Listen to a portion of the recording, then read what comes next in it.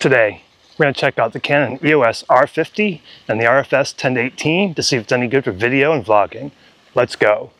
What's up everybody? Phil with Photo Gear Fun here today. Just got this Canon EOS R50 in a few days ago. Got this 10-18. I did a video with this 10-18 and the R7. I'll link that up if you want to check it out.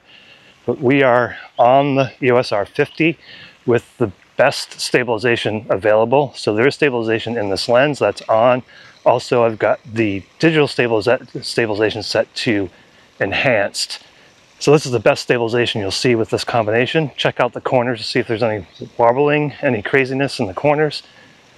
We are at 10 millimeters. I'll show you the zoom range in this. It's not great, but we'll do that. And then I'm going to go down through the stabilization modes to go from best to worst, but maybe one in between might be good enough. This is a bit of a crop, and you'll see we'll go to just on with the image stabilization for digital, and you'll see that there's a greater field of view, less of a crop, but even still, at 10 millimeters, I think this is a pretty darn good field of view. And this is a really, really light, small rig, about the same size as their compact camera, maybe just a little bit heavier. The lens extends a little bit more.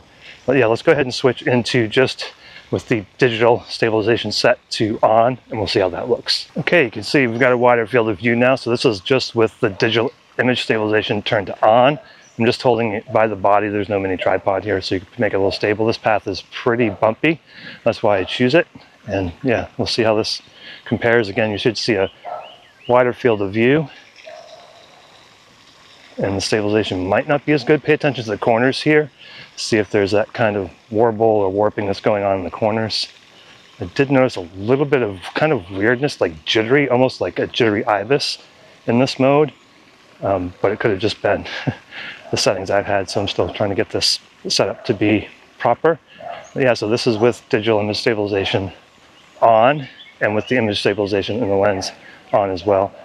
I'm not going to turn the stabilization off because that, I'm sure, actually, I'll go ahead and turn the stabilization off.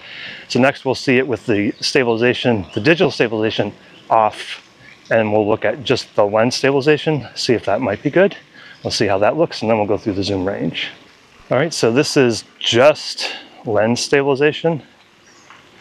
See how this looks as the exposure changes. But let's see if this is any good for stabilization. It all looks good on the small screen, but once we get it back to the computer, we'll see how this looks. I have a feeling it's probably not going to be great, but who knows? Definitely a wide field of view, as you can see at 10 millimeters. So that, yeah, that is no digital image stabilization, just lens stabilization. I'm going to show you the zoom range with the strongest image stabilization and without it, and we'll see how that goes, and then we'll wrap it up. Okay, we are at 10 millimeters here. We'll zoom into the fountain at 18, so this is with no digital stabilization. That's 18 millimeters. Back out to 10. One more time, 10 millimeters. Into 18. Now I'll go ahead and turn the digital image stabilization to enhanced, and we'll see how that looks. You'll get the crop and you'll see the difference in the field of view. All right, so I'm in the exact same spot. This is at 10 millimeters. We're zooming into 18, so you can see there's a difference.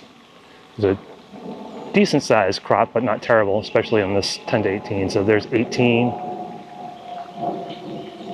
and there's 10 with digital image stabilization set to enhance. Let's go ahead and wrap this up. All right, so we're going to wrap this up with the best stabilization again so you can see it. If you enjoyed this video, please give me a thumbs up. Let me know down below which mode you think was best. Let me know if you think this is for you for considering buying it. If it does help you make a buying decision, there'll be links in the description, which are affiliate links. I make a little bit at no extra cost to you. Again, if you like the video, please give it a thumbs up. If you like these types of videos, please consider subscribing. There'll be more content to come with this R50 for sure. I've got a pretty absurd setup. I'm going to throw my 200-800 on here for birding. That video will be coming out this week or next. Get out there and have your photo gear fun, and I will talk at you again in the next video. Thanks so much for watching.